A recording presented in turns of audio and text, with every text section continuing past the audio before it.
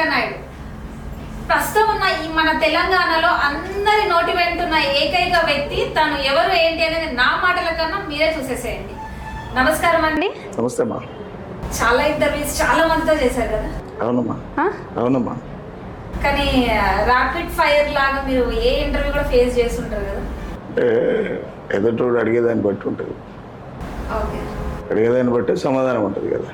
అదే మంచికి మంచి చెడుకు చెడే అంతే అంటారు. వేరే వాడు కొడుతుంటే మనం నిమ్మలంగా సప్పుడు గంట కూర్చోలేము కదా. ఎందుకు కొడతారండి? మన తప్పు లేకుండా ఎవరు కొడుతుంటారు? తప్పు లేకుండా కొట్టినప్పుడు కొంత ఆట తీసే ప్రయత్నం చేస్తాడు.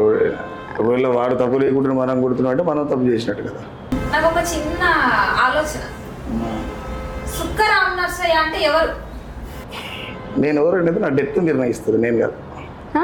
నా డెత్ నిర్ణయిస్తుంది, నా మరణం గుర్తిస్తుంది నేను ఎవరు అని. నేను బతికినంత కాలం ఈ భూమి మీద పుట్టిన మనిషి ఎవడైనా, స్త్రీ అయినా పురుషులైనా, ఈ మరణం గుర్తిస్తుంది అనేది కాదు. ఇప్పుడుగా ప్రెసెంట్ చాలా మందిలో ఒక క్వశ్చన్, అసలు సుక్క రామ్ నర్సయ్య అంటే ఎవరు? నేను అదే చెప్తున్నాను. మళ్ళీ ఏంటంటే నేను ఎవరు అనేది నా మరణం గుర్తిస్తుంది. ఎందుకు అని అంటే బతికినంత కాలం మనిషి ఏ టైంలో ఏ వేదిక మీద ఉంటాడో, ఎటు పోతాడో, ఏం చేస్తాడో ఫైనల్ గా వాడి డెత్ నాటికి తెలిసిపోతాడు. ఇది ఎన్ని కథలు పడ్డాడు అనేది కదా. అదైతే వాస్తవం. ఇవన్నీ ఇప్పుడు మస్తు చెప్తావు. శుక్రవారం చూడండి పాటలు పాడుతున్నాడు చెప్తావు. కాలాన్ని నువ్వు ఎట్లా నిర్ణయిస్తావు? కాబట్టి ఈ కాలంలో భాగమైనటువంటి మరణం ఏదైతుందో ప్రకృతి సిద్ధంగా అది జరిగినప్పుడు నిజమైన పేరు అనేది ఏంది బయటపడుతుంది. అప్పటిదాకా నేను అని గొప్పలు చెప్పుకుంటూ మస్తు అని ఉంటారు. బట్ నేను అట్లా కాదు. చాలా మంది మీరు అన్నట్టుగానే సుక్క రామ్ నర్సయ్య అంటే పలానా గాయకుడు, పలానా పాటలు పాడతారు. కానీ ఒక సింగర్ గా చాలా రంగాలు ఉన్నాయి. సినిమా ఫీల్డ్ ఉంది, ఫోక్ సాంగ్స్ ఉన్నాయి, లవ్ ఫెయిల్యూర్స్ ఉన్నాయి. కానీ మీరు ఒక్క ఉద్యమం గురించి ఎందుకు పాడతారు? అంటే అగనెస్ట్ గా పాడతారా, ఫేవర్ గా పాడుతున్నారా? ఎవరికి అగనెస్ట్ గా పాడినా, ఎవరికి ఫేవర్ గా పాడినా మీరు అదే అర్థం కావట్లేదు. మాకు అది అర్థం కావట్లేదు. మీరు ఫేవర్ గా పాడుతున్నారా అర్థం కావట్లేదు, అగనెస్ట్ గా పాడుతున్నారా? ఒక పాట చెప్పండి, ఏది అర్థం కాలేదు ఒక పాట. ఇప్పుడు రీసెంట్ గా కాంగ్రెస్ ప్రభుత్వానికి సంబంధించిన ఒక పాట పాడారు. అంటే కాంగ్రెస్ ప్రభుత్వానికి ఒత్తాసు పలుకుతున్నారా? నేను కాంగ్రెస్ పార్టీ ఫేవర్ గా పాడలేదు. మళ్ళీ ఇన్నూరు ఒకసారి పోయి బాబు మీద ఏరు కట్ చేయకురే ఇలా మళ్ళీ పోయి ఎన్నూరు ఒకసారి కాంగ్రెస్ పార్టీకి ఫేవర్ గా పాడతారు సుఖరామ్ నర్సయ్య. ప్రజలకు ఫేవర్ గా పాడతారు సుఖరామ్ నర్సయ్య. ఎందుకు అని అంటే పాట మా అమ్మతో సమానం, దాన్ని నమ్మడం కుదరదు. పాట అంటే పక్కలు వేయడం కాదు, పాట అంటే ప్రశ్నించడం. రాణి గారి వయ్యారపు కురుల గురించి రాసేది కాదు పాట. తప్పుగా మీరు ఆన్సర్ చేస్తున్నారు. నేను అడిగిన క్వశ్చన్ చాలా క్లారిటీగా మీరు వినండి. పాట అంటే అమ్మతో సమానము, పాట అంటే అమ్ముకోవడం కాదు. అంటే ప్రతి ఒక్కరు అమ్ముకుంటున్నారా పాటల్ని? ఎంతమందిని చూపించాలి, ఎంతమందిని చూపించాలి? అంటే వాళ్ళు కూడా మిమ్మల్ని అట్లనే అనుకోవచ్చు కదండి. నేను అమ్ముకున్న రోజు అనొచ్చు తప్పలేదు. నేను అమ్ముకున్న రోజు అనొచ్చు తప్పలేదు. మీరు అమ్ముతున్నారా అమ్మట్లేదు అనేది మీకు తెలుసు సార్, నాకు తెలుసు, మీకు తెలుసు. తప్పు అనేది ఈ రోజు కాకపోతే రేపు బయటపడుతుంది. ఎవరిదైనా, నీదైనా నాదైనా భూమి మీద ఎవరిదైనా.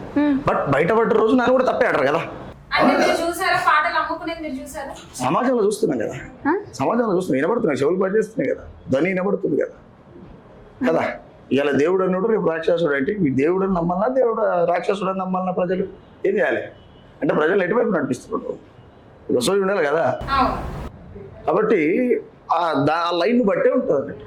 ఇప్పుడు మీరు రీసెంట్ గా ఒకటి సిపిఐ పార్టీ 100 సంవత్సరాలు కంప్లీట్ చేసుకొని ఒక కార్యక్రమం చేశారు కదా, మరి దాంట్లో మీరు ఎందుకు పాల్గొనలేదు? మీ యొక్క గొంతు అనేది అక్కడ ఎందుకు వినిపించలేదు?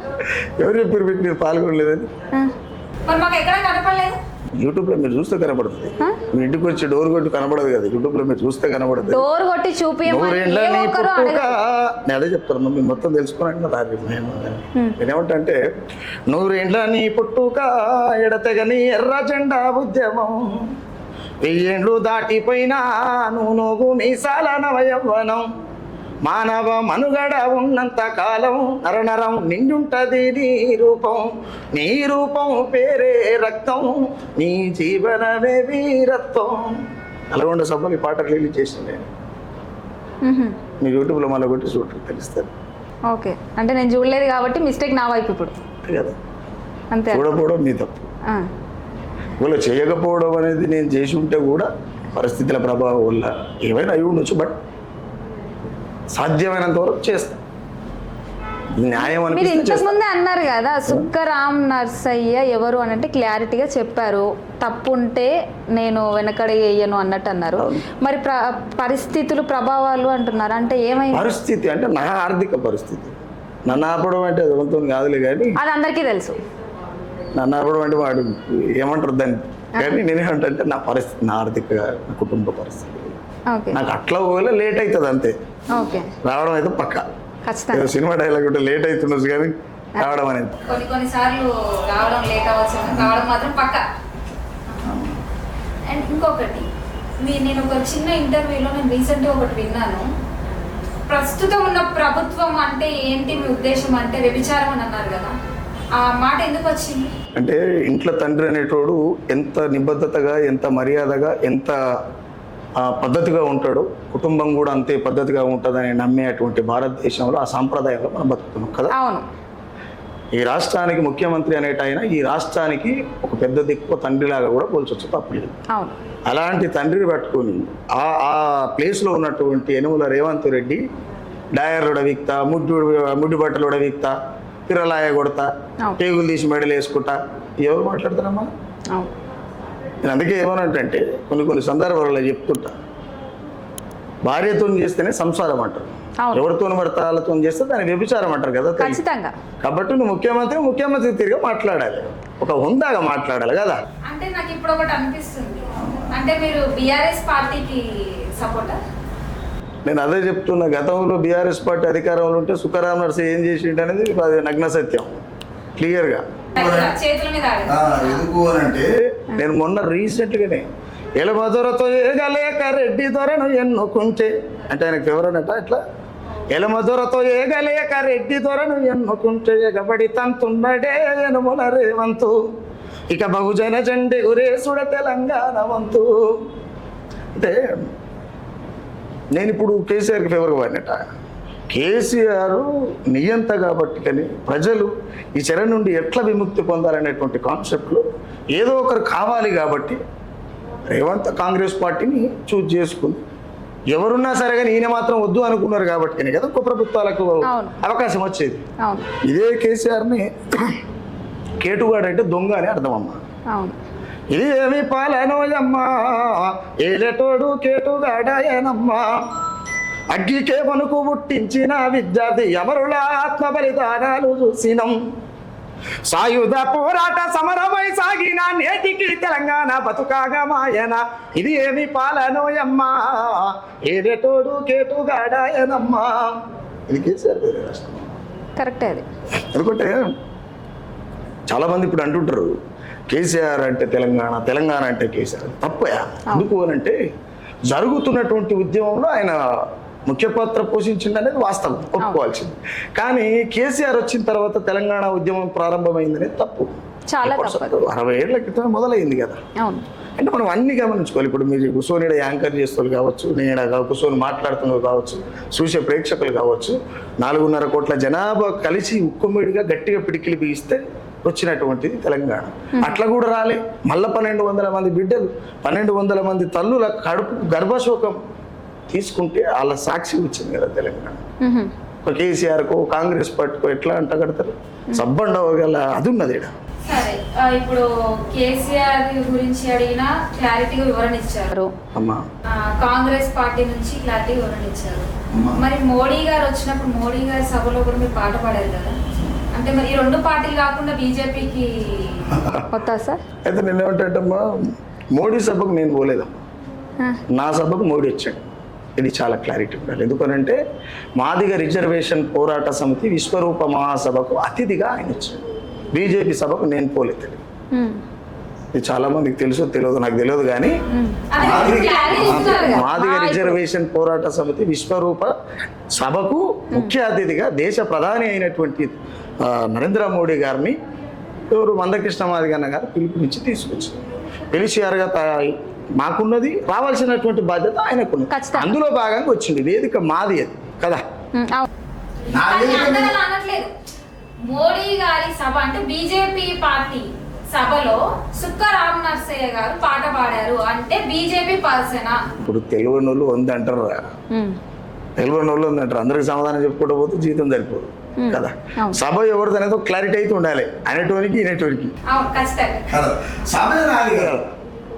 ఆ వేదిక మీద కూడా మందకృష్ణ తెల్లారి ఏందది బీజేపీకి ఓట్లు వేయాలి అని మాట్లాడి, ఒకవేళ నేను నిజంగా బీజేపీకి పనిచేస్తున్న అయితే మందకృష్ణ బీజేపీకి ఓట్లు వేయాలి, వర్గీకరణ చేస్తారు అని చెప్పి ప్రచారం చేస్తే 24 గంటలు దాటా ముందుకే పాట రాశాడు.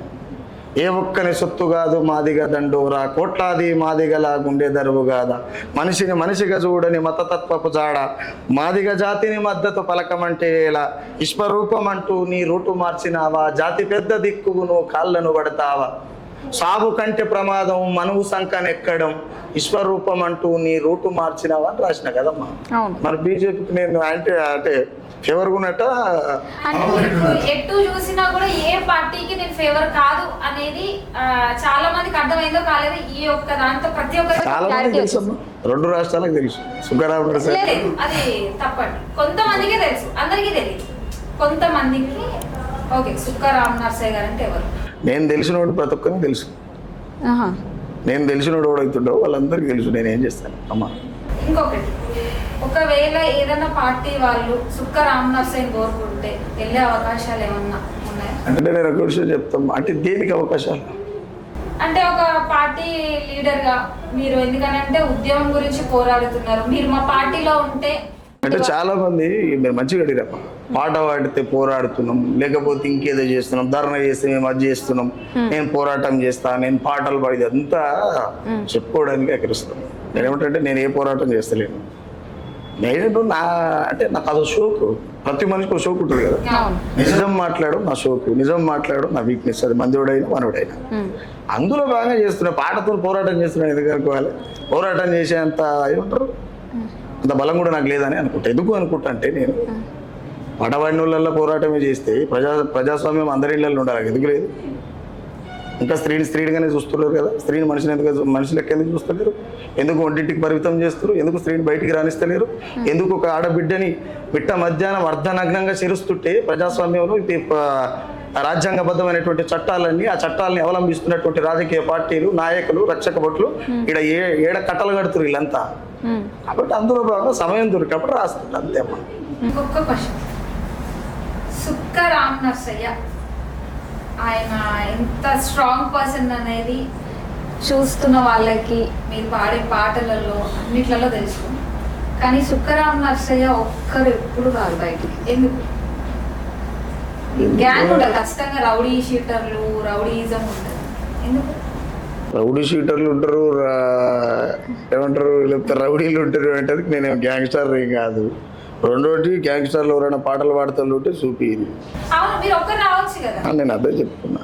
ఇప్పుడు నేను ఎవరినో అనామకుడిని అయితేనో ప్రజలలోకి పోతే గుర్తుపట్టకపోతే ఏ ప్రాబ్లం లేదు, గుర్తుపట్టి 4 ప్రజలు వస్తారు. ఇప్పుడు రేవంత్ రెడ్డి ప్రభుత్వానికి వ్యతిరేకంగా పాడిన, బీఆర్ఎస్ ప్రభుత్వానికి వ్యతిరేకంగా పాడిన, బీజేపీ ప్రభుత్వానికి వ్యతిరేకంగా పాడిన, బీఎస్పీ పార్టీకి వ్యతిరేకంగా పాడిన, కమ్యూనిస్టు పార్టీకి వ్యతిరేకంగా పాడిన, మాదిగ దండోరా కొన్నిసార్లు తీసుకున్నటువంటి చిన్న చిన్న డైలాగ్స్కి వ్యతిరేకంగా పాడిన. కాబట్టి నిజం అనేది శత్రువుగా కనబడుతుంది. కాబట్టి నా ఆత్మరక్షణ కోసం నేను వాళ్ళు వెంబటి ఉంటోళ్ళు కూడా గ్యాంగ్స్టర్లు కాదు, మా అన్నలు, మా తమ్ముళ్ళు, నా చుట్టాలు, నా వాళ్ళు, నా ఆత్మబంధువులే ఉంటారు నా వెంబటి. ఇప్పటిదాకా మీ ఇంటర్వ్యూకి వచ్చే ముందర కూడా మాట్లాడొచ్చు నాకు ఆయనతో, ఏం నువ్వు ఇట్ట రాస్తావు దొరకవాను అంటే దొరికినప్పుడు చూద్దాం తీయచ్చు, చాలా టేకిటీస్ తీసుకుంటా. ఎందుకంటే ప్రస్తుతానికి పాట అనేటువంటి కిరీటాన్ని పెట్టుకున్న తర్వాత సాగుతోనే సంసారం చేస్తున్నాం కదా, ఇక కొత్తగా ఆయన వచ్చి చంపేది అంతే, సాగుతోనే సంసారం చేస్తున్నాం కదా, కొత్తగా ఆయనకి చంపేది ఎందుకు అంటే సస్తమేమో అని జీవితం అంతా సస్తు బతకడం నాకు చేత కాదు. ఎందుకంటే నేను మనిషిని కదా, ఒకే రోజు వస్తా, ఏదో ఒక రోజు బతికినంత కాలం మనిషి లెక్క బతుకుతా అనేది నా కోరిక. కాబట్టి దేనికి పట్టించుకోను అమ్మా. ఇంతకీ సుక్క రామ్ నరసయ్య నక్సలైట్ మెంబరా, నక్సలైట్? నిజంగా అంత అదృష్టం ఉంటే బాగుండేమో అనుకుంటా. ఎందుకు అంటే నిజం మాట్లాడిన వాళ్ళంతా నక్సలైట్లు అయితే నేను నక్సలైట్ని, రాజ్యం మీద పాటలు పాడుతున్నందుకు నేను నక్సలైట్ని అయితే, గతంలో ప్రతిపక్షంలో ఉన్నటువంటి రేవంత్ రెడ్డి కల్వకుంట్ల చంద్రశేఖరరావు మీద ఏమంటారు తిరుగుబాటు సభలు చేసినప్పుడు ఒకవేళ రేవంత్ రెడ్డి నక్సలైట్ అయితే నేను కూడా నక్సలైట్ని. కాంగ్రెస్ పార్టీ అధికారంలో ఉన్నప్పుడు అమిత్ షా బీజేపీ నుండి కాంగ్రెస్ మీద అవాక్కులు సవాకులు చేసినటువంటి అమిత్ షా నక్సలైట్ అయితే నేను కూడా నక్సలైట్ని. నిజం మాట్లాడితే మొత్తంగా రావణుడు నక్సలైట్ అయితే నక్సలైట్ అనుకోరు దాన్ని, అంతే, దాంట్లో పెద్ద ఇబ్బంది ఏం లేదు. కానీ మీరు ఇప్పుడు వీళ్ళందరి పేర్లు చెప్పారు, కానీ సుక్క రామనరసయ్య ఎంత కాలము ఈ ప్రజల పక్షాన పాటలు పాడుతూ, ఎంత కాలము ఈ వ్యతిరేకమైన పాటలు పాడుతూ సావు ఎప్పుడు వస్తుంది అంటే నేను చెప్పలేను తల్లి దానికి. అంటే నేను అడిగే అది కాదండి, మంచి మంచి సింగర్స్ అంటే ఇప్పుడు మీరు కింది స్థాయి నేను మాట్లాడను, పెద్ద పెద్ద సింగర్స్ ఉన్నారు ఇప్పుడు సినీ రంగాలలో, కిరవాణి కానీ, ఎస్పి బాలసుబ్రహ్మణ్యం కానీ, ఇళయరాజా, ఇలా చాలా మంది ఉన్నారు. కానీ మీరు ఎందుకు ఈ యొక్క ప్రజల పక్షాన్ని పట్టుకొని ఎందుకు వెళ్తారు? ఎవరంతటా వాళ్ళు సైలెంట్ గా అయిపోయారు. ఇప్పుడు ఆడవాళ్ళలో వస్తే కూడా మంగ్లీయే కానివ్వండి, మధుప్రియ కానివ్వండి, ఇలా చాలా మంది ఉన్నారు. ఎవరు కేటగిరీకి వాళ్ళు వెళ్ళిపోతున్నారు. సినిమాలు పాడేవాళ్ళు సినిమాలు, ఫోక్ పాడేవాళ్ళు ఫోక్, లవ్ ఫెయిల్యూర్ వాళ్ళు లవ్ ఫెయిల్యూర్. ఇప్పుడు నల్గొండ గద్దరని ఉంటాడు, అన్నకి మీకేమైనా లింకప్ ఉందా? ఆయన రెడ్డి, నేను ఎస్సీ, మాది ఏం లింకప్ ఉంటుంది? క్యాస్ట్ పరంగా మాట్లాడట్లేదు. ఎట్లా క్యాస్ట్ పరంగా ఇప్పుడు నేను నాయుడు అండి, మీరు ఎస్సీ అంటే ఇప్పుడు ఇంటర్వ్యూ చేస్తున్నాను. సమాజానికి నా మాట అవసరం ఉంది కాబట్టి వచ్చినాం అంతే. అంటే ఎవరన్నా వచ్చి మిమ్మల్ని అడిగారా? అంటే మీ అవసరం మాకుంది అని ఎవరన్నా అడిగారా? మీరు దేనికి చేస్తారు అదన్నా చెప్పు. మీరు దేనికి చేస్తారు? మీరు ఎవరు అనేది ఇప్పుడు అన్ని ఇంటర్వ్యూస్ లలో మీరు ఎక్కడి నుంచి వచ్చారు, మీ పుట్టు పూర్వత నాకే వద్దు. నేనేమంటున్నా అంటే నేను ఎవరు అని తెలుసుకోవాల్సిన అవసరం ఎందుకు కలిగింది అంటున్నా. అంటే ఎవరి నోట వెంట చాలా మంది ఉన్నారు కదా, సుఖరావు నడిచే కాడికి ఎందుకు రావాలి? సమాజంలో చాలా మంది ఉన్నారు, గాయకులు కూడా చాలా మంది ఉన్నారు, కానీ సుక్క రామనరసయ్య అదే చెప్తున్నామ్మా. గాయకుల గురించి, నాయకుల గురించి, వ్యభిచారుల గురించి, కునీకోర్ల గురించి, రాజకీయ ఏమంటారు పొలిటికల్ బ్రోకర్ల గురించి మాట్లాడతలేను. సుఖరావు నరసయ్య గురించే మాట్లాడుతున్నా. సుఖరావు నరసయ్య ఏది కానప్పుడు సుఖరావు నరసయ్య గురించి తెలుసుకోవాల్సినటువంటి అవసరం ఏమిటి? అడ్డ మీద కూలోళ్ళు చాలా మంది ఉన్నారు కదా, వాళ్ళ బతుకుల గురించి మనం ఎప్పుడన్నా మైకులు పట్టుకొని పోయినావా, కనబడ్డావా? లేదు కదా. ఇప్పటికి 4 పిల్లల కంటే 4 పిల్లల సాధేటువంటి సోమత లేక ప్రాణం కంటే విలువైనటువంటి మానాన్ని కూడా అంగట్లో పెట్టి బతికిస్తున్నది కుటుంబాన్ని తల్లి. ఆ తల్లిని పట్టుకుని మనం ఎప్పుడన్నా అడిగినావా? అడగలేదు కదా. కాబట్టి ఈ సమాజంలో అవసరం ఉన్నాడు వస్తాడు అంతే. ఇప్పుడు సుఖరావు నర్సే అంటే నల్గొండ నర్సిరెడ్డి, కసాల నర్సిరెడ్డికి సుఖరావు నర్సీకి ఏం సంబంధం ఉంటుంది? ఒకవేళ నేను పాటలు పాడతా కాబట్టి ఆయన నన్ను గుర్తుపడుతుండొచ్చు, ఆయన పాటలు పాడదు కాబట్టి నేను గుర్తుపడుతుండొచ్చు. అంతకంటే మించి ఏం సంబంధాలు ఉంటాయి? ఇంకొకటి, ఎవరైనా సినీ వాళ్ళే కానివ్వండి, రాజకీయ నాయకులే కానీ ఎవరైనా వచ్చి మా కోసం మా పేరు మీద పాట పాడండి అంటే పాడతారు. కోట్ల రూపాయలు ఇస్తుంటే కూడా పాడలేదమ్మ పాడ. సుక్క రామనరసయ్య గారు ప్రజల కోసమే పాడుతూ ప్రజల కోసమే ఇదవుతుంటారు కదా, మరి ఫ్యామిలీ కోసం మీరు ఏ రోజు కూడా పాడాలి అనిపించలేదు? అంటే ఫ్యామిలీ కోసం పాడి కొంచెం ఫైనాన్షియల్ గా తీసుకోవచ్చు కదా. అంటే ఫ్యామిలీని వదిలేసారా మీరు? ఫ్యామిలీని వదిలేసి పాటల రంగంలోకి రావాలనుకుంటున్నారా? పాట పాడిన వాళ్ళంతా ఫ్యామిలీని వదిలిపెట్టిక, పాట పాడిన వాళ్ళంతా ఫ్యామిలీని వదిలిపెట్టి. పాట పాడిన వాళ్ళందరూ ఫ్యామిలీని వదిలిపెట్టలేదు, కానీ పాట పాడిన వాళ్ళందరూ అన్ని వర్గాలకు సంబంధించిన పాటలు పాడారు. కానీ సుక్క రామనరసయ్య ఓన్లీ ప్రజల పక్షాన్నే ఉంటారు. అయితే నేనేమంటున్నట్టే అమ్మా, పాట అనేది నా టైం దొరికినప్పుడు స్పెసిఫిక్గా నేను పాట కోసమే బతుకుతా, పాట అంటే పానం అన్నీ ఏం చెప్పను. నేను ఎందుకు చెప్పను అంటే నా ఫ్యామిలీ బాగుంటే నేను బయట ఉంటా, లేకపోతే ఇంట్లో ఉంటా. ఆ క్లారిటీ ఉంది. ఎందుకు అని అంటే నా భార్య పిల్లలకు చక్కగా తిండి పెట్టారైనటువంటి పరిస్థితిలో నేనుండి ప్రజల కోసం పాడితేంది పాడకుంటేంది కదా. నా ఇల్లు బాగుంటే నేను బయట ఉంటా, లేదు అంటే ఇంట్లో ఉంటా. కానీ ఫ్యామిలీ కోసం ఏ రోజు కూడా మీ నోటి వెంట ఒక పాట కూడా వినపడలేదు కదా. అంటే ఫ్యామిలీ కోసం అనేది పాట నా ఫ్యామిలీ కోసం రాసుకుంటే ప్రపంచానికి ఏం అవసరం? ప్రజల్ని పాడుతున్నా ప్రజలు వినాలి. పాట ఫ్యామిలీ కోసం రాసుకుంటారు. అవునండి, ప్రజల కోసం మీరు ఎలా అయితే పాట పాడి పాట రూపంలో తెలియజేస్తున్నారో ఒక కుటుంబం గురించి కూడా మీ నోటి మాటల్లో వినిపించవచ్చు కదా. నేనేమంటా చాలా ఇంటర్వ్యూలలో చెప్తా, 100 ఇంటర్వ్యూలలో చెప్తుంటా. భార్య అంటే ఏంది, బిడ్డ ఎంత ఏంది, కొడుకు అంటే ఏంది, సంబంధాలు ఎట్లుండాలి, మానవ సంబంధాలు ఎట్లా మాట్లాడాలి, ఒక ఆడబిడ్డకి ఏ రకమైనటువంటి మర్యాద ఇవ్వాలి, ఎంత గొప్పగా చూడాలి. నేను ఇప్పుడు ఆడబిడ్డని ఎలా చూడాలి, ఆడవాళ్ళు నేను అక్కడ అడగట్లేదు. మీ ఇప్పుడు ఆడబిడ్డల గురించి నేను అడగను, నాకు వద్దు. ఫ్యామిలీ ఓరియంటెడ్ గా మీ నోటి వెంట ఒక పాట వినాలి అంటే అనుకో ఏమని రాయాలి? మీరు చెప్తే రాస్తా. నెక్స్ట్ ఫ్యామిలీ అంటే ఏమని రాయాలి? అంటే ప్రతి పాట నేను చెప్తే మీరు రాస్తున్నారా? అని నేను ఏమంటున్నా అంటే అది రాయాలన్నా వద్దో తెలుసు కాబట్టి ఆగిరా. మరి మీరు ఎందుకు అడుగుతారు ఆ క్వశ్చన్? అవును, మరి ప్రతి ఒక్కరు ప్రజల కోసమే సుక్క రామ్ నర్సయ్య పాటలు ఉన్నాయి. అవును అవును. ఇప్పుడు నా ఫ్యామిలీకి పాట ఎందుకు? నా ఫ్యామిలీకి పాట ఎందుకు? ఆ, నేనే ఒక పాట అయినప్పుడు అలా కొత్తగా పాట ఎందుకు ఇంకోటి? అలా అంటారు. నేనే పాటను కదా, మళ్ళీ కొత్త పాట ఏంది కదమ్మా. ఇప్పుడు నా గురించి నేను రాసుకున్నాడు భజన అవుతుంది కదా కదా. నేను మీ గురించి రాయమని నేను అడగట్లేదు, మీ గురించి ఎందుకు రాసుకోరు, మీ గురించి ఎందుకు పాడని అనట్లేదు. నా ఫ్యామిలీ అన్నప్పుడు నా గురించి నీ గురించి అనేది నన్ను డివైడ్ చేసి మాట్లాడనీకు ఉండదు కదా. నేను ఉంటేనే అది నా ఫ్యామిలీ అవుతుంది కదా. కాబట్టి నా గురించి నేను రాసుకుంటే 70 అవుతుంది అంటున్నా. మీకు ఏమైనా గోల్ ఉందా? సుక్క రామ్ నర్సయ్య సక్సెస్ అంటే ఏంటి?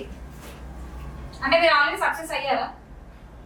సక్సెస్ అవ్వనేది నేను ఇందాక కూడా చెప్పినా కదా, మనిషి చివరి దాకా ఎట్లుంటాడు అనేది కాలం నిర్ణయిస్తుంది, వ్యక్తులు కాదు, వ్యవస్థ కాదు. కాబట్టి నేను సక్సెస్ అయినా కాదా అనేది కూడా నా మరణమే నిర్ణయిస్తుంది. ఎందుకు అని అంటే చాలా మంది అంటుంటారు, నువ్వు సక్సెస్ కావాలి, నువ్వు కార్లు కొనాలి, నువ్వు బంగ్లాలు కొనాలి, నువ్వు ఏమంటారు భూములు కొనాలి, నువ్వు మిలియనీర్ కావాలి, రకరకాల గోల్స్ ఉంటాయి. గోల్ వేరు, సక్సెస్ వేరు కదా. అసలు సక్సెస్ అంటే ఏంటి? నేనేమంటున్నానంటే అమ్మా, సక్సెస్ అనేది నీకు ఎన్ని ఇబ్బందులున్నా, ఏ రకమైనటువంటి ఇబ్బందులున్నా మానసికమైనటువంటి ఇబ్బందులు లేకుండా జీవించడమే సక్సెస్. దాని గురించిన ఆప్షన్ ఇంకోటి లేదు ఇక. అయితే ఇది ఎగ్జాంపుల్ నేనేం చెప్తుంటే మా నిలువ నీడాలే నీ ధనవంతుడా, నింగి మబ్బులే నీ ఇంటి వాసాలురా, నిలువ నీడాలే నీ ధనవంతుడా, సంకలోన సంచి నీ సందుక. ఇలా కోట్ల రూపాయలు వరల్డ్ బ్యాంకులు ఖండాలు దాటిపోయిపోతున్నది డబ్బు. అవును. అయినా వానికి సరిపోదు.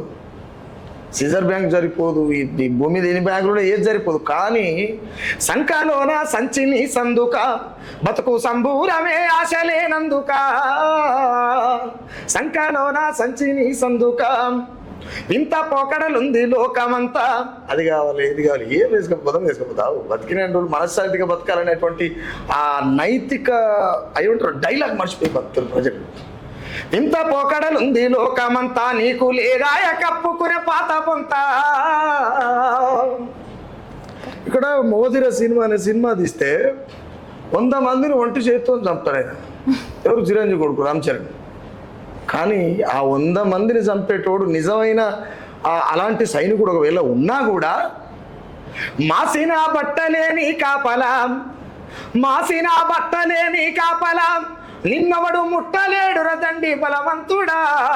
100 మందిని చంపే దమ్మున్న మొగాయన కూడా ఆ మనశ్శాంతిగా జీవించేటువంటి మాసిన బట్టలు ముట్టుకుంటేందుకు నీకు ఓకర పడుతుంది ఖచ్చితంగా. కాబట్టి ఎవడు బలవంతుడు, ఎవడు ధనికుడు, ఎవడు స్వేచ్ఛగా బతుకుతున్నాడు, ఎవడు సక్సెస్ అవుతున్నాడు, నీకేది ఉన్నా ఏం లేకపోయినా నువ్వు మనశ్శాంతి అనేది అంటారు చూసినావా, ఆ మనశ్శాంతే సక్సెస్. ఇప్పుడు నువ్వు మీకు కామన్గా మీకు ఏదైనా ఇబ్బంది అనిపిస్తే నాకు 2 రోజులు మనశ్శాంతి లేకుండా అయిందా అంటారు.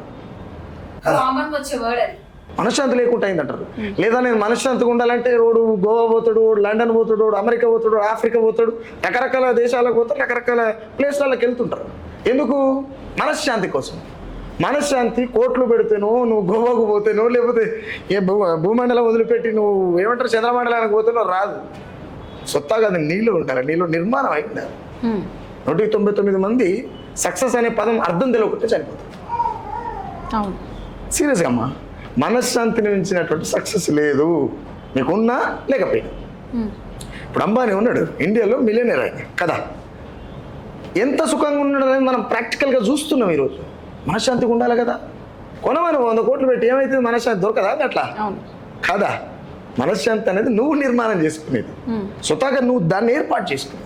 ఇప్పుడు రామ్ నర్సయ్యకు ఉంటే ఆర్థిక ఇబ్బంది ఉంటుంది, రామ్ నర్సయ్యకు మానసిక ఇబ్బంది నా తలాపున దీపం పెట్టేదాకా కూడా ఉండదు. ఎందుకు ఉండదు అని అంటే నేను ఎప్పటికప్పుడు రియలైజ్ అయ్యేటువంటి నన్ను నేను కడుక్కుంటాను. ఎప్పటికప్పుడు నాకేదైనా అర్థం కాకపోతే మా భార్య పూజమ్మని అడుగుతాను, మనకి ఇది అర్థమవుతలేదంట, గాదే ఉంది ఇది అని చెప్పేస్తాను. లేదా ఆమెకు అర్థం కాకపోతే నేను చెప్తాను. అంటే మనం సక్సెస్ అనేటువంటి ఒక పిచ్చి ఉంటుంది చూసినామమ్మ, ఆ పిచ్చే అది రియల్ కాదు, పిచ్చి. ఎందుకు అంటే సక్సెస్ అనే పదానికి అర్థం తెలియదు. నేను జీవితంలో కారు కొనాలనుకుంటా, కారు కూడా సక్సెసేనా? నీ లైఫ్ అందంగా ఉంటుందా? కాదు కదా. దానిపై తనతో సమస్యలు స్టార్ట్ అవుతుంది తప్ప నీకు మనశ్శాంతి అనేది దొరకదు. మనశ్శాంతి అనేది ఏమున్నా లేకపోయినా స్వేచ్ఛగా జీవించడం. మీరు ప్రతి దానికి మాటకు మాట జవాబు అనేది మీలో కనపడుతుంది స్పష్టంగా. జవాబు అనేది ఏం కదమ్మా, నాకు కూడా అన్నీ ఏం తెలియదు, తెలిసిందే చెప్తా, నాకు అర్థమైతే చెప్తా, లేకపోతే చెప్పలేను. నేను కూడా ఏమో ఆకాశంకి వెళ్ళి చూసిపడలే కదమ్మా, నేను కూడా సుఖయాదమ్మ కడుపులోకి వెళ్ళి అందరు పుట్టినట్టు, కాబట్టి తెలిస్తే చెప్తా. కానీ మా కోసము మీ నోటి వెంట ఫ్యామిలీ ఓరియంటెడ్ గా ఒక చిన్న పాట.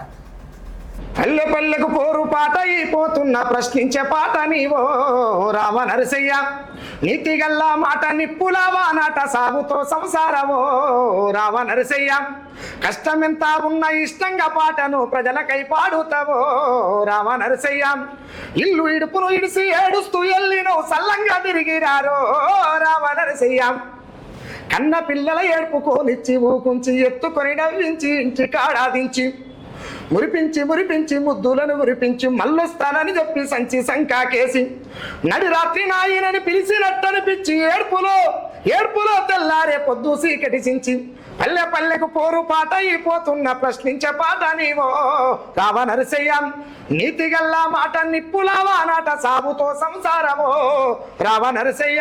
అంటే మా పూజ మనకు అనుకుంటుందా రాష్ట్రం? వింటుంటేనే నాకు ఇంకా అంటే అంటే ఏం జరుగుతుందో అదే రాసిన, నేను కొత్తగా రాయలే. అదే అవును. బయటకు పోతుంటే నా పిల్లలు ఎట్లుంటారు, నేను ఎట్లుంటాను, ఎన్నో ఉంటాం. ఆ టైంకి ఏదో మధ్యరాత్రి ఇక్కడ పిల్లలు గుర్తొస్తారు, అప్పుడే ఇక తెల్లారంటే మళ్ళీ నిద్ర పట్టదు కదా. అడిరాత్రి పొద్దు చీకటి జించి అంటే మధ్యరాత్రి ఇక్కడ మెలకు నిద్ర పట్టదు, మైండ్ అంతా పిల్లల మీద ఉంటుంది. మరి ఇన్ని ఫ్యామిలీ గురించి ఇంత ఆలోచిస్తున్నారు, మరి ప్రజల పక్షాన్ని ఎందుకు ఉండాల్సి వస్తుంది అనేది? మనం పుట్టినాం, అన్నం తిన్నాం, బాత్రూమ్ పోయినాం, స్నానం చేసినాం, బట్టలు వేసుకున్నాం, బయటకు వచ్చినాం, మళ్ళీ తిన్నాం, ఇది రొటీన్ కదా. అంటే మనిషి అనేటోడు నేను ఇందాక చెప్పిన స్టార్టింగ్లో మనం ఎవరు అనేది మనం మరణం రాయాలి. మీకు చిన్న ఎగ్జాంపుల్ చెప్తామా, అంటే చెప్పొచ్చో చెప్పరాదో బట్ చెప్పాలి కాబట్టి చెప్తాం, ప్రజలకు అర్థం కావాలి కాబట్టి చెప్తాం. ఒకప్పుడు గద్దారన్న ప్రజాయుద్ధ నౌక చనిపోయే నాటికి రాహుల్ గాంధీని ముద్దులు పెట్టుకున్నటువంటి కాంగ్రెస్ కార్యకర్త కంటే కూడా కింది స్థాయికి వచ్చేసి కదా. ప్రజాయుద్ధ నౌక అంటే ఎవరి వైపు ఉండాలి? రాహుల్ గాంధీ ఎవరు? పొలిటికల్ పార్టీ కేపాల్ పార్టీలకు పోయినా. మీ గురువులు ఉన్నారు కదా, ఏపూర్ సోమన్న, గద్దర్ అన్న, గోరేట్ అన్న, ఇది చాలా మంది ఉన్నారు. వాళ్ళ చూసి మీరు ఇన్స్పైర్ అయ్యి వచ్చారు. కానీ వాళ్ళ మీద మీరు ఎగనెస్ట్ గా చాలా ఇంటర్వ్యూస్ లో కూడా గద్దర్ అనేట ఆయన ఎవరు, ఆయన పేరు ఎందుకు పెట్టుకుని ఇవన్నీ అన్నారు కదా. వాళ్ళని చూసి వచ్చిన మీరు ఎందుకు అగనెస్ట్ గా పాటలు పాడారు? వాళ్ళకి ఎగనెస్ట్ ఏం పడలేదమ్మా, వాళ్ళు చెప్పినటువంటి మాట తీరుకు అప్పునట్టు ఎందుకు ఇట్లా చేసిర్రు అని అడిగిన. ఎగనెస్ట్ ఏం కాదు, ఎందుకు అని అంటే పాట ప్రజల వైపు ఉండాలని చెప్పింది గద్దరన్న, పాట ప్రజాస్వామ్యం వైపు ఉండాలి, ప్రజల వైపు ఉండాలని చెప్పింది గోరేట వెంకన్న. నా ప్రాణం పోయినా నేను రాజకీయాలకు పాట పాడను అన్నది ఏపూరు సోమన్న. మేము వీళ్ళందరూ చూసి పెరిగినప్పుడు మీరు వాళ్ళు తప్పులు చేస్తున్నప్పుడు బాధ అవుతుందా? కాదు, అవుతుంది కదా. ఆ బాధలో భాగంగా అడిగిన వాళ్ళు. ఇప్పుడు ఇంకోటి గురువు అనేటువంటి విషయానికి వస్తే గద్దారన్న ఎమ్మటి ఏలు పట్టుకొని నేను ఏం నడవలే, ఆయన ఎంటేం పోలే. గోరేట వెంకన్న కాడికి పోతే ఆయన ఏలు పట్టుకొని నడవలే, ఎంటేం పోలే. సోమన్న విషయానికి వస్తే ఆయన ఎంటేం పోలే, ఆయన వేదిక మీదకి నేను పోలే. కాకపోతే సమాజంలో ఎట్లా ఉంటుందంటే ఎవరు ఒప్పుకున్నా ఒప్పుకోకపోయినా సుఖరాజు నడిచి ఒప్పుకుంటాడు. ఇప్పుడు మీరు నా ఎదురుగా కూర్చొని నన్ను ఇంటర్వ్యూ చేస్తున్నారు కదా, నాకు తెలియనటువంటి విశ్లేషణ కూడా మీరు చేస్తుంటారు. మీరు చేస్తున్నప్పుడు నేను అది నా మైండ్లోకి తీసుకున్నప్పుడు మీరు గురువు ప్లేస్లో ఉంచడం తప్పులేదు, అంతవరకే గురువులు. లేకపోతే నా నేలు పట్టుకుని పలక దిద్దిపించినారు, నాకేమైనా రాగాలు నేర్పినారు. వాళ్ళు ఏమంటారు, వాళ్ళు పాడినటువంటి శబ్దం అంతా నా మైండ్లోకి పోయి తద్వారా నేను నేర్చుకున్నా కదా. నాకు తెలియని సబ్జెక్ట్ కూడా మీరు చెప్పగలుగుతున్నారు నాకంటే నేను నేర్చుకున్నట్టే కదా. నేర్చుకున్నప్పుడు మీరు గురువుగా భావించే తప్పేం కాదు కదా, అంతవరకు గురువులు. అమ్మా అంటే ఇప్పుడు వాళ్ళు నాకేం నేర్పించలేదు, వాళ్ళని చూసి నేను జస్ట్ వాళ్ళు పాడేదాన్ని బట్టే నేను ఇదై వచ్చాను అంటున్నారు కదా. అంటే మీ ఫ్యామిలీలో సింగర్స్ ఉన్నారా, ఎవరన్నా గాయకులు ఉన్నారా? ఇంకొక విషయం ఏంటంటే, ఈ మాట చెప్పొచ్చో చెప్పరాదో బట్ చెప్తా.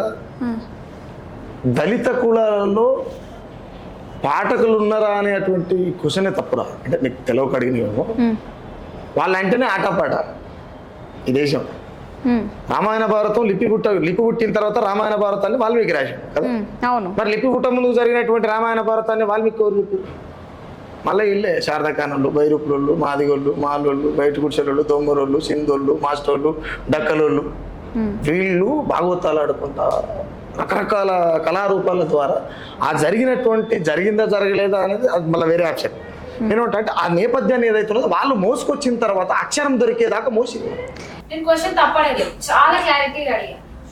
ఫ్యామిలీ బ్యాక్గ్రౌండ్, మీరు ఎక్కడి నుంచి వచ్చారు ఏంటి అనేది నేను అడగను. ఎందుకంటే మీరు ఎక్కడి నుంచి వచ్చారు, మీ ఊరు ఏంటి, మీ మొత్తం ఏంటి అనేది అందరికీ తెలుసు.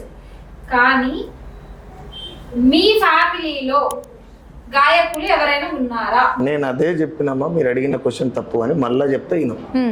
నేనేమంటున్నా అంటే దళితులు అని అనబడేటువంటి వాళ్ళల్లో సుఖరామ్ నరసయ్య ఎవరు అంటే మాదిగోల పిల్లగాడు అని చెప్తారు కదా, ఈ సమాజానికి ఏర్పడిన నగ్న సత్యం.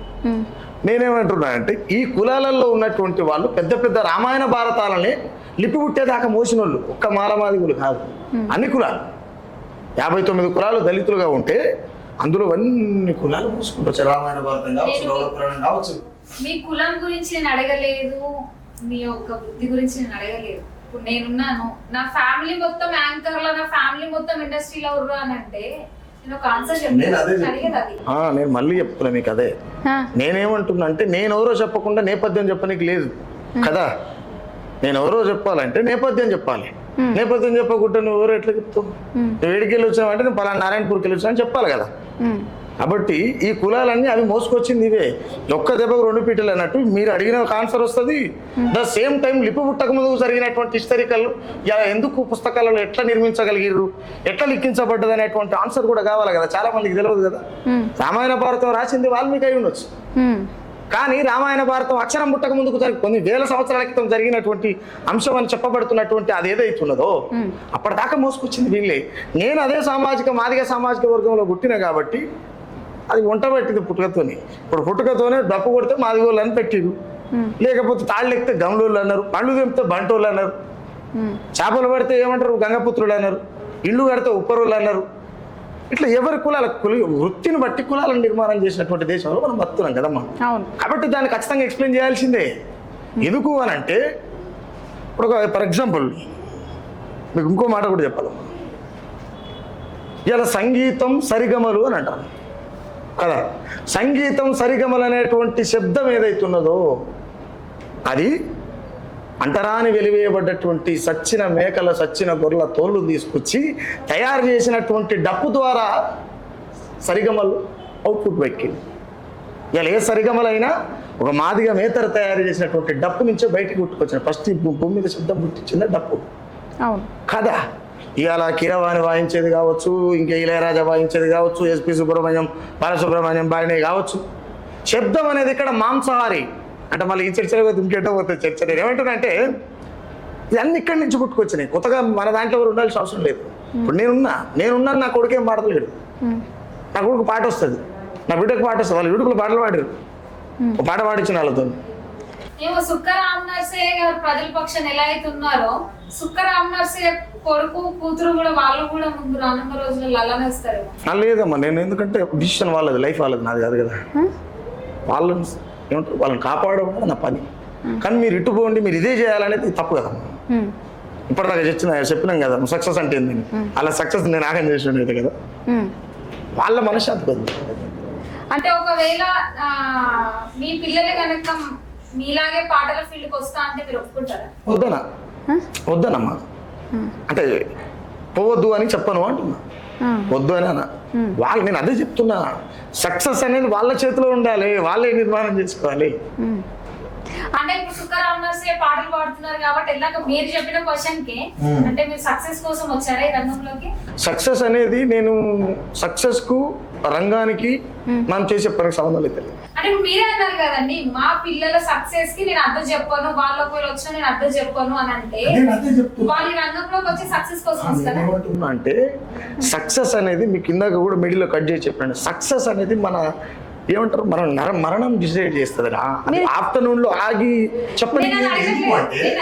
మళ్ళీ ఆ టాపిక్ లోకి వెళ్ళొద్దు. నేను అడగట్లేదు, నేను అడిగింది ఏంటి అని అంటే నేనున్నట్టు నా కొడుకు ఉన్నాడు కదా అని అంటే సుక్కరామ్ నరసయ్య పాటలు ఎలా అయితే ప్రజల కోసం పాడుతున్నారు, కొడుకు కూతురు కూడా అలానే వస్తారా? వస్తే మీరు ఒప్పుకుంటారా? వాళ్ళ ఇష్టం, అది వాళ్ళ ఇష్టం, లైఫ్ వాళ్ళది కదా, నాకేం పని. మంచిది చెడేది చెప్పడం వరకే నా బాధ్యత, ఎందుకంటే తండ్రిగా అంతే. అది వాళ్ళ లైఫ్, వాళ్ళే డిజైన్ చేసుకోవాలి. లేదు నాయన ఏం చేయాలంటే గట్ల కాదు బిడ్డ గిట్లని చెప్పగలుగుతాం అంతే తప్ప అందులో కూడా నీకు సాటిస్ఫాక్షన్ ఉంటే చేయలేకపోతే వదిలేరా బాబు ఓకే. ఎందుకనంటే సమాజంలో మేము అంటారు కదా, ఎవరికైనా నాకని కాదు మీకైనా నాకైనా ఎవరికైనా భూమి మీద కాకపోతే ఒప్పుకోరు. తండ్రి విలువ తెలవాలంటే కొడుకు తండ్రి కావాలి కదా. అంటే మా నాయన నా కోసం ఏం చేయగలిగిండు ఏం చేసిండు అనేటువంటి నేపథ్యానికి వస్తే నా పుట్టుక పేదరికంగా అయి ఉండొచ్చు కానీ నా సాగు పేదరికంగా ఉండొద్దు అనేటువంటి అంశం మీద జీవించేటువంటి ప్రయత్నం చేస్తుంటాను. ఎందుకనంటే నువ్వు గెలవలేకనే అది పుట్టికే ప్రమాదం అంటే ఎట్లా కదమ్మా. కొట్లాడితే కదా గెలుస్తావు. ఆటే ఆడకుండా గెలవాలంటే ఎట్లయితుంది కాబట్టి దాంట్లో అది లైఫ్ వాళ్ళదమ్మా వాళ్ళు. ప్రస్తుతము హాట్ టాపిక్, చాలా హాట్ టాపిక్ గా మాలా మాదిగా వాళ్ళ గురించి ఎవరు బయటకు తీయలేదు. అంటే ఇంతవరకు ఎవరు పాట రూపంలో కానీ మాటల రూపంలో కానీ ఎవరు తీయలేదు. సుక్క రామ్ నర్సయ్య ఒక మాలల పిల్లని చేసుకొని ఎందుకు కాంట్రవర్షియల్ గా అందరికన్నా ముందు ఎందుకు రిలీజ్ చేయాల్సి వచ్చింది? అంటే నేను ఏమంటే అమ్మా, ముఖ్యంగా మీరు మాలల పిల్లని స్పెసిఫిక్ గా చెప్తున్నారు. నాకు మాల పిల్ల, బాపన పిల్ల, నాయుడు పిల్ల, ఎల్మ పిల్ల, కాపు పిల్ల అనేది ఏమి ఉండదు. ఆవాడి పిల్లనే మగ పిల్లని బస్. ప్రజాస్వామ్యంలో ప్రజల అన్యాయంగా జరిగేది. బాబాసాహెబ్ రాసినటువంటి ఆర్టికల్ 341కు అపోనెట్గా ప్రజాస్వామ్యం అనేటువంటి ఫలాలు అందరూ పొందాలనేటువంటి బాబాసాహెబ్ రాసినటువంటి రాజ్యాంగం ఫలాలు ప్రతి ఒక్క కులం పొందాలనేటువంటి అంశంలో భాగంగానే ఏపీసీడీ వర్గీకరణ ఉద్యమం 30 సంవత్సరాలుగా జరుగుతుంది. అది న్యాయబద్ధమైన పోరాటం కాబట్టి శత్రువు ఎవడైనా సరే రాస్తాం. ఎందుకు అనంటే మరి మాలల అమ్మాయిని చేసుకుని మాలల మీదనే ఎట్లా రాస్తామంటే కూడా నేను మాదిగా ఉండి కూడా మదకృష్ణ మీద రాసిన బీజేపీ కొంత కోట్లు వేస్తాను. నాకు నిజంగానే కులమే అనేది ఉంటే నేను మదకృష్ణ మీద రాయదు కదా. సదాలక్ష్మమ్మ నిర్మాణం చేసినటువంటి మాదిగ రిజర్వేషన్ పోరాట సమితిని 30 సంవత్సరాలు కొనసాగించింది మందకృష్ణ. కాదంటలేదు. కాకపోతే అన్న బీజేపీ కోట్లు ఏమన్నప్పుడు నేనే రాసిన కదా వర్గీకరణ న్యాయబద్ధం కొట్లాడదాం ఇంకా 4 ఏళ్ళైనా సరే. ఇంకా ఏ ఒక్కరు కూడా బయటికి రాలేదు కదా. మాలా మాదిగాళ్ళ మీద అక్కడ జరుగుతున్నాయి ఒక ఇష్యూస్ అనేది జరుగుతున్నప్పుడు వాటన్నిటిని ఎదిరించి మీరు రాయాల్సిన అవసరం మీకు ఏముంది? ఇప్పుడు నేనేమంటే మీరు ఇప్పుడు ఆల్రెడీ వేరే వాళ్ళు ఎవరు ముందుకు మీరు ఎందుకు చేసినారు అంటే మీరు అంటున్నటువంటి వేరే వాళ్ళు ఎవరైతే ఉన్నారో వాళ్ళు ఏ రాజకీయ పార్టీలో వాళ్ళ ఉన్నారు. వాళ్ళ పార్టీలకు సిద్ధాంతం ఉంటాయి. వాళ్ళ పార్టీ పాడమని చెప్తే పాడతారు, పండుకోరు అంటే పండుకుంటారు. ఏందమ్మా నాకేం ఆంక్షలు లేవు కదా. నాకు నిజం అనిపిస్తే సరిపోయాయి. అది రాజ్యాంగబద్ధం అయితే సరిపోయాయి, ప్రజాస్వామ్యం అయితే సరిపోయాయి. న్యాయం ఉందంటే బరిగలు తీసుకొని అపరిస్తారు ఉంటాయి ముక్కొని. అది క్లారిటీ. అంటే మీకు మీరు నేను న్యాయం ఉన్నా అనుకుంటే సరిపోతుందా? నేను ఎందుకు అనుకుంటా అది సుప్రీంకోర్టు తీర్పుల గురించి మాట్లాడతారేదమ్మా మీరు. అక్కడ సుప్రీంకోర్టు రాజ్యాంగబద్ధమా లేకపోతే బయట ఉంటుందా? అంటే మీరు ఇప్పుడు సుప్రీం కోర్టు పోల్స్తున్నారు. సుక్క రామ్ నర్సయ్య సుప్రీం కోర్టు ఒకటే. సుప్రీం కోర్టు లాంటి ఆదేశాలు వచ్చినప్పుడు సుక్క రామ్ నర్సయ్య లాంటి సామాన్యుడు ఎందుకు రాయడు అంటున్నా. ప్రజాస్వామ్యబద్ధం అనేది ఉంటే అక్కడ ఖచ్చితంగా సుక్క రామ్ నర్సయ్య ఉంటాడు అంటున్నా. దానికి ప్రజాస్వామ్యానికి ఎవరైతే వ్యతిరేకపడతారో అది ఏ కులమైనా వదిలిపెట్టాలి కదా. నేను సింపుల్ ఒక మాట చెప్తాను ఎందుకనంటే ఇక బయటికి చేస్తాం. భారతదేశంలో పుట్టుడునే చేసిన తప్ప మనిషిని మనిషిగా చూడని మతాలదేమున్నది గొప్ప. నేను జంతువై జన్మించిన ఈ జగమే నా కాళ్ళు మొక్కును. నేను బండరాయినైనా భగవంతుడాని పూజిద్దురు. భారతదేశంలో మనువాదం అంతులేని కులగజ్జిమయం. ఇలా పిల్లలు అంటే తల్లి పాలేని పరిస్థితులు ఉంది దేశం. చెదలకు పుట్టిన పుట్టకు పూజలు, నేల పాలాయ పాలదారలు, ఆవు మూత్రమే అమృతం అంటూ ఉచ్చకు దోసిలి చాపే కొందరు. మైల పట్టిన జాతులు నీటిని ముట్టినా పాపమేనని కర్కశంగా నరికి సంపుతూ కత్తుల దాహం తీర్చుతున్నారు. ఈ దేశంలో కులం ఉన్నది, ఈ దేశంలో మతం ఉన్నది, ఈ అన్నిటి పేర వివక్షత ఉన్నది. అందుకనే భారత రాజ్యాంగం రాయబడ్డది. కాబట్టి అలాంటి రిజర్వేషన్లు ప్రతి ఒక్క కులానికి ఉన్నటువంటి రిజర్వేషన్లకు ఆ రిజర్వేషన్లు ఏకపక్షంగా ఒకే కులం 59 కులాలు పంచుకొని తినవలసినటువంటి వాటాని ఒకే కులం అప్పనంగా తింటున్నటువంటి సందర్భంలో అది ప్రజాస్వామ్య వ్యతిరేకం కదమ్మా.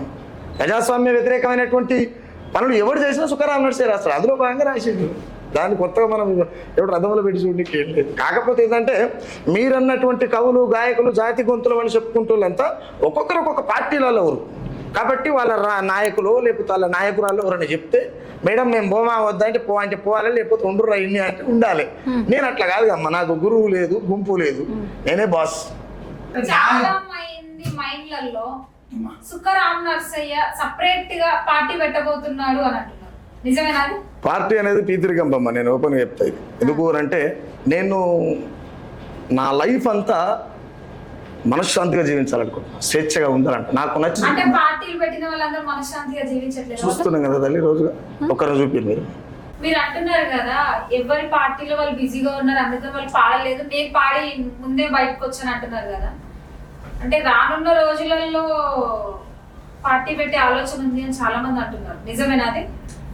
పార్టీ అనేది నేను ఒప్పుకోనమ్మా దాన్ని. ఎందుకు అని అంటే ఏ పార్టీ కూడా ప్రజాస్వామ్యబద్ధంగా లేదు కాబట్టి పార్టీ ఏ పార్టీ కూడా ప్రజాస్వామ్యం లేదు అని నేను ఒప్పుకుంటా. కానీ సుక్కరాం నర్సయ్య అందరూ వేరు, సుక్కరాం నర్సయ్య వేరు.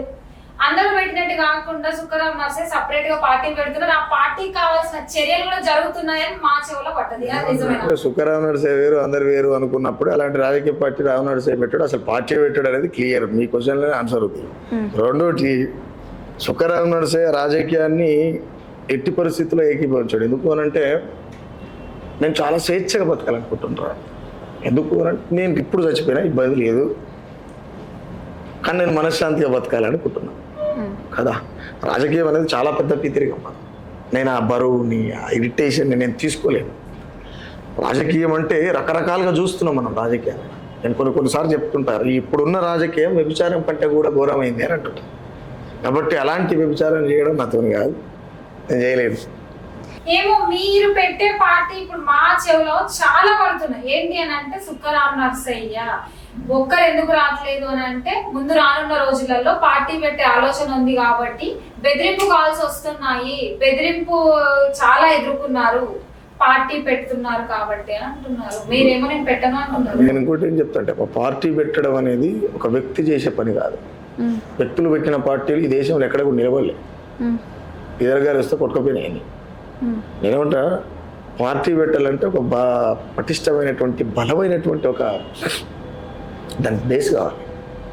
సుక్కరాం నర్సయ్య అంటే బేస్ కదా. అదే చెప్తున్నామ్మా, నేనేమంటున్నట్టే దానికి ఒక బేస్ కావాలి, దానికి ఆర్థిక పునాదులు కావాలి. ముఖ్యంగా ఒక పార్టీ నడపాలంటే ఆర్థిక పునాదులు కావాలి.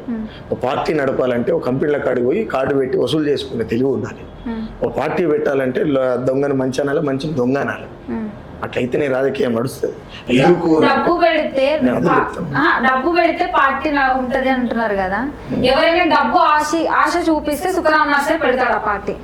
నేను అదే చెప్తున్నా, మొదటి పరిస్థితి ఏమంటే డబ్బు పెడితే పార్టీ నడిపిస్తున్నప్పుడు సుఖరాం నర్సయ్య కూడా నడిపిస్తారా అంటే కూడా నేనేం చెప్పింది దగ్గర మీకు, నేను చాలా మనశ్శాంతిగా బతకాలి, సక్సెస్ కావాలనుకుంటాను కదా, మొదట తీసుకోను కదా. రెండోటి, పార్టీలు నడవాలంటే నా తప్పులు చేస్తాను కాబట్టి అలాంటి తప్పులు చేసేటువంటి పార్టీ అనేటువంటి ఆలోచన కూడా నాకు ఉండదు. మీకు రోజు చెప్పిన తప్పులు ఇప్పుడు మీరు ఎన్నైతే చెప్తున్నారో గతంలో చాలా మంది అంటే పేర్లు చెప్తే కూడా గాంధీ గారు కూడా నేను ఏ తప్పు చెయ్యను, నేను ఎప్పుడు ఇలానే ఉంటాను కూడా మహాత్మా గాంధీ గారు చెప్పారు. సుఖరాం నర్సయ్య కూడా అలానే ఉంటారన్న గ్యారంటీ. మళ్ళీ ఒక 10 సంవత్సరాల తర్వాత 20 సంవత్సరాల తర్వాత అంతెందుకు రేపు పొద్దునైనా కానీ ఇలానే ఉంటారన్న గ్యారంటీ ఏముంది? నేనేమంటున్నానంటే నేను ఎట్లుంటా అనేది, లేకపోతే రేపు నేను బతికిన కాలం నన్ను వాష్ చేసి నేను తప్పు చేసిన రోజు ఇదే కెమెరా పట్టుకున్నాడా రారు.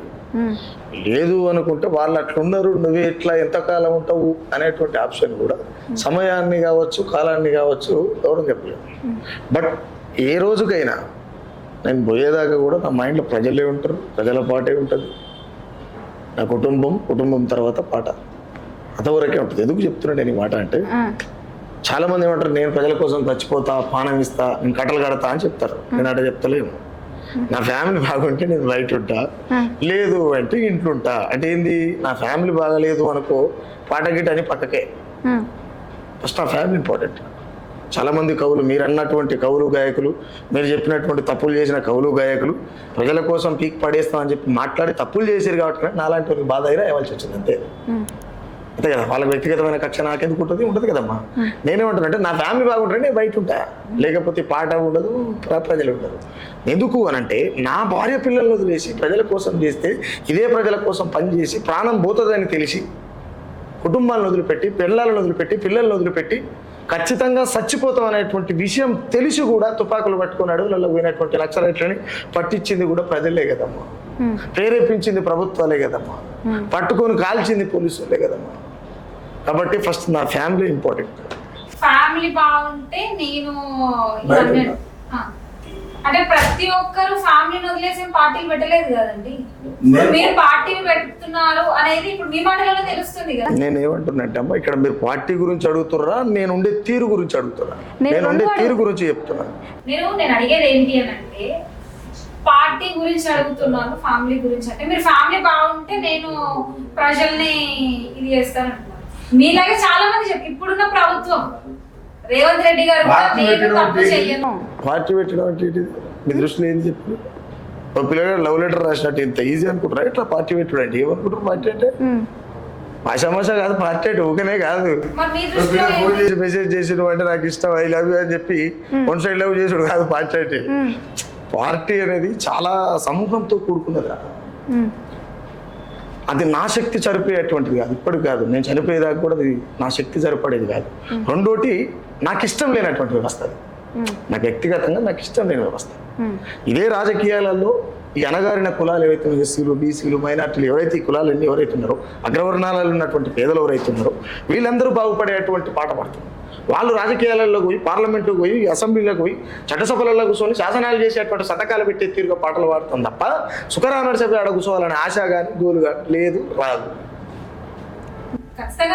రాదు.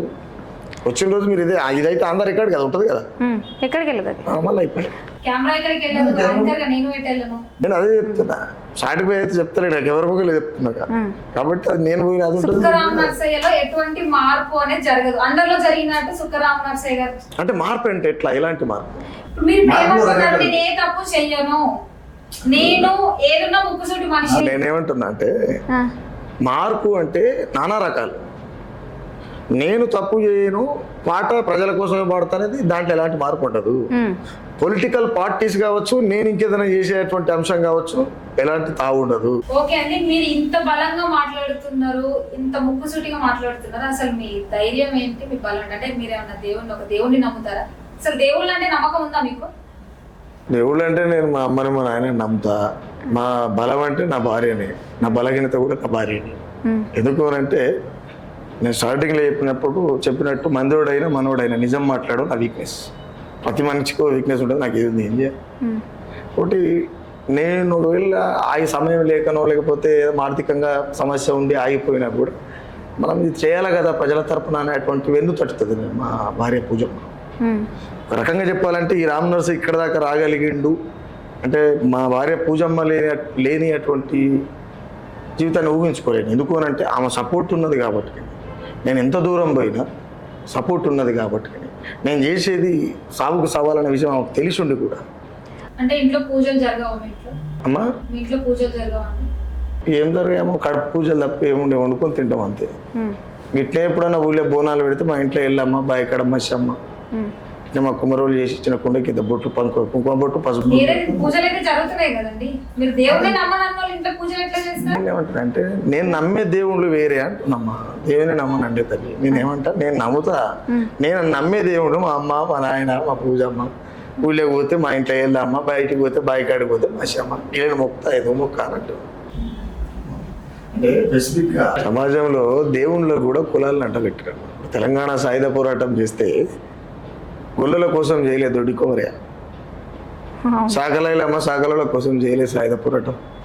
కానీ ఆమె సచిన దినం వచ్చినా, బతికిన దినం వచ్చినా, ఏది వచ్చినా సాగలైలమ్మ రజకాన్ని పెట్టి సాగలలో అడాప్ట్ చేసుకుంటారు, దొడ్డికోమరేని వీళ్ళు అడాప్ట్ చేసుకుంటారు, బాబాసాహెబ్ అంబేద్కర్ని మానవాదిగా అడాప్ట్ చేసుకుంటారు. అంటే దేవుళ్ళుగా కొలసబడినటువంటి వ్యక్తులను కూడా కులాల వారిగా పంచుకున్నటువంటి సందర్భం. ఇవాళ మాదిగోళ్ళ దేవుడు వేరే, కుమ్మరుల దేవుడు వేరే, గౌండ్ల దేవుడు వేరే, కులానికి దేవుడు ఉండగా తల్లి. నేనేమంటా అంటే మా బతుకు బాగుండాలనేటువంటి దేవుడు ఎవరైతే బయకాడికి పోతే మషం ఉంటే కోడిని కోసుకుంటే మేమే తింటాం, ఆడ ఉండి ఉండదు, పైసలు వేయాల్సినటువంటి అవసరం ఉండదు. మా ఆడ ఏందో కౌలుకు చేసినా లేకపోతే ఉన్న భూమిలో పంట వేసినా అమ్మ పంట మంచిగా పండాలని ఏదో అట్లా గాలికి దీపం పెట్టి నువ్వే దిక్కని మొక్కుతావు. ఎందుకంటే అనాదిగా గుళ్ళకి రానియాలి కాబట్టి. ఇది నేను చెప్తున్నది కాదు సత్యం, జనవరినే సత్యం ఇది.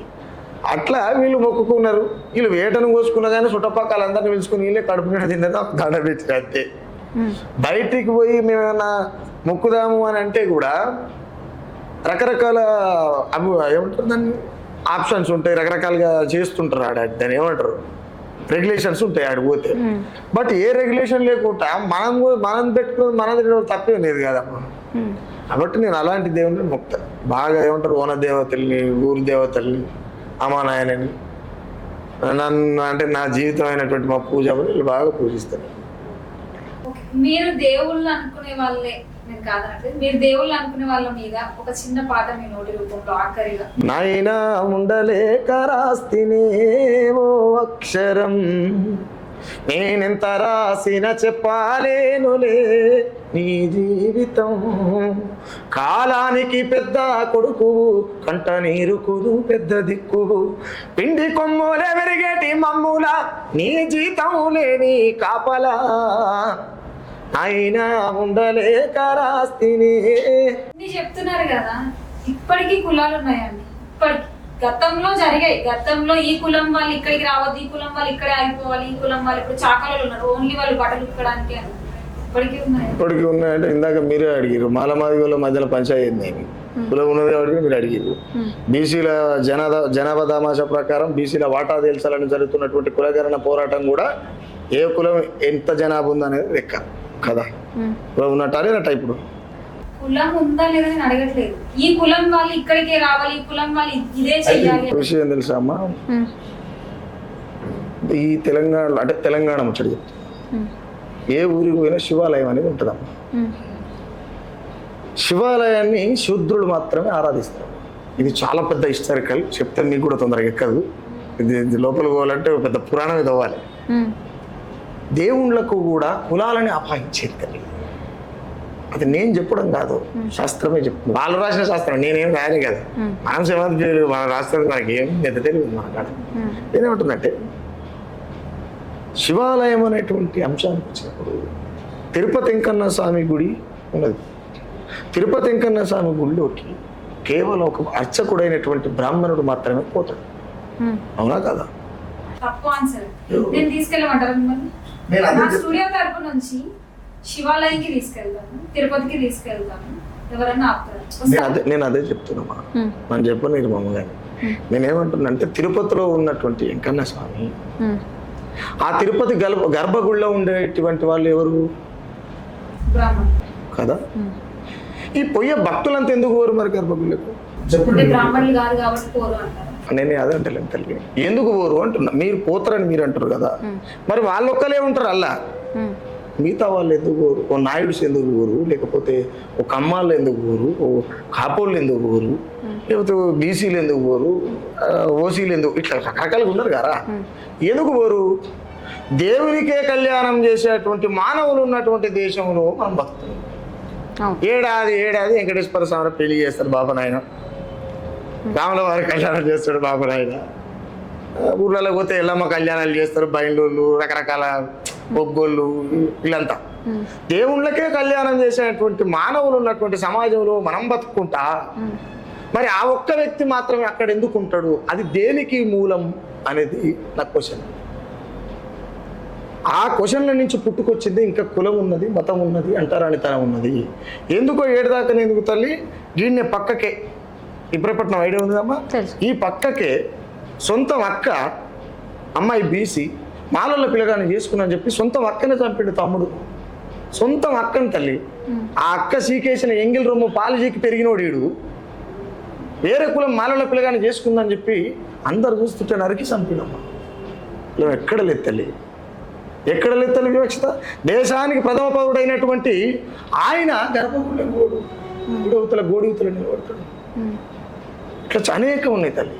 ఒక 3 months 4 months బ్యాకే ఒక యువకుడు ఆడ కూర్చొని ఉన్నాడు. ఒక ఆయన, ఒక అగ్రవర్ణం ఆయన తప్పదాగి అన్ను మిన్ను కానరాకుండా బలుపెక్కి ప్రజలంతా చూస్తుంటే మూత్ర విసర్జన చేస్తుండు మనిషి మీద. చేయొచ్చు అమ్మ అట్లా? ఇది అన్ని దేనికంటారమ్మ ఇట్లా? మళ్ళీ ఆయన కోర్టులు ఉండయి, ఆయన జైలుకు పోడు, ఆయనకు చట్టాలు ఉండయి. ఏ తప్పు చేయకున్నా కానీ 3 పిల్లల్ని ఎన్కౌంటర్ చేయొచ్చు. మీరు ఎవరిని అంటున్నారో పేరు పెట్టవచ్చు కదా, అంటే పేరు పెట్టి అనేంత. ఏంటిది ఎవరు? మీరు ఎవరిని అంటున్నారు? ఎవరు ఏంటిది ఎవరు అర్థం కాలేదు. మీరు ఎవరిని అంటున్నారు?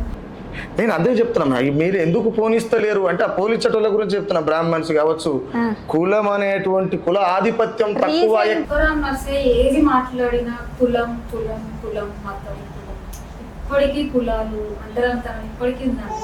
ఈ దేశంలో కులం అనేది పోదు, మతం అనేది పోదు. దాని గురించి మాట్లాడకపోతే దేని గురించి మాట్లాడాలి? కులం మతం అనేది పోదు. రాజకీయం తిరిగేది పడుచు ప్రజాస్వామ్యం తిరుగుతున్నది, దాని చుట్టూ తిరుగుతుంది. దాన్ని ఆ బోని దాటిపోయి నేనే మాట్లాడదు అంటర్దానం లేదని ఎట్లా అంటారు మీరు? ఒక ఆడబిడ్డని భర్త ఎదురుగా కూర్చోబెట్టి, ఒక దళిత బిడ్డని భర్తను ఎదురుగా కూర్చోబెట్టి ఆడామ బట్టలన్నీ విప్పేసి ఒక పోలీసు ఆయన పోలీస్ స్టేషన్లో నిలబెట్టి ఇంట్రాగేట్ చేయొచ్చా? థర్డ్ డిగ్రీ ఇవ్వచ్చా? అదే ఒక దొర పెళ్ళాన్ని తీసుకొచ్చి దొరసాన్ని తీసుకొచ్చి చేస్తాడు అమ్మాయినే. మీరేమన్నా చూపిస్తారు అట్లా? ఇట్లా దళితుల మీద జరిగినాయి కొల్లులుగా చూపిస్తాను నేను కదా. అట్లనేది ఏముంటుంది? ఇప్పుడు ప్రణయ్ అమృత ఉంది, ప్రణయ్ ఎస్సి మాల వాళ్ళు కోమటు, మరి మొత్తం మీద అగ్రవర్ణ వాళ్ళు ఎందుకు చంపబడ్డరు? ఇప్పుడు నీనాకంటే కూడా ఆ అమృత కడుపులో పెరుగుతున్నటువంటి బిడ్డకు తండ్రి ఎవరు అనేటువంటి దిశ తెలియనటువంటి స్థితిలో ఆ పొరగాన్ని ప్రణయ్ అంటూ చంపేసిన తర్వాత ఎవరు బాధపడతారు?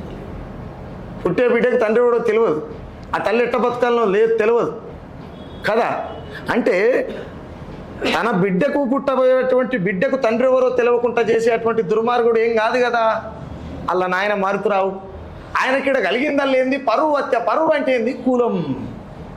కులం అంటే ఏంది? అంటరానితనం. ఏ బిడ్డను విధవగా చూడాలనుకోడు తల్లి తండ్రి, కానీ పరువు అనేటువంటి హత్య ఉంది చూసినావు. అది ఆయన బిడ్డని, ఆయన కళ్ళ ముంగల్ని నిండు పొట్టతో ఉన్న బిడ్డని విధవరాలు చూసి నిలబెట్టింది కదా. ఇంతకంటే ఆధారం ఏం కావాలమ్మా మీకు? చూస్తున్నారు కదండి తుకారాం నర్సయ్య గారిని. మీరు ఏమేమి క్వశ్చన్స్ అడిగి తెలుసుకోవాలనుకుంటున్నారు అవన్నీ ఈ వీడియోలో వచ్చాయి కదండి. సో ఇలాంటి తుకారాం నర్సయ్య గారు చాలా మంది సెలబ్రిటీస్ తో నేను మీ ముందుకి మరొక ఇంటర్వ్యూతో నేను ముందుకు వస్తాను. నమస్కారం. హాయ్ హలో అందరికీ నమస్తే. నేను మీ తుకారాం నర్సయ్య. దార్వి స్టూడియో యూట్యూబ్ ఛానల్ని కొత్తగా నిర్మాణం చేయడం జరిగింది. ప్రతి ఒక్కరూ సబ్స్క్రైబ్ చేసి, షేర్ చేసి, లైక్ చేసి, కామెంట్ చేసి దీన్ని మరింత ముందుకు తీసుకుపోయేటువంటి ప్రయత్నం చేయండి. ఇందులో నేను ఫస్ట్ ఇంటర్వ్యూ తుకారాం నర్సయ్యదే కాబట్టి తుకారాం నర్సయ్య ఏది మాట్లాడినా ప్రజల కోసం, ప్రజల పక్షాన, ప్రజల కోసమే మాట్లాడతాడు. కాబట్టి ఇలాంటి ఛానల్ని ఖచ్చితంగా కష్టపడేటోళ్ళు తుకారాం నర్సయ్య పాటను ఇష్టపడతారు. కాబట్టి ఆ ఇష్టపడేటోళ్ళందరూ ఖచ్చితంగా లైక్ చేసి, సబ్స్క్రైబ్ చేసి, షేర్ చేస్తారని మనస్ఫూర్తిగా కోరుకుంటూ నేను మీ తుకారాం నర్సయ్య.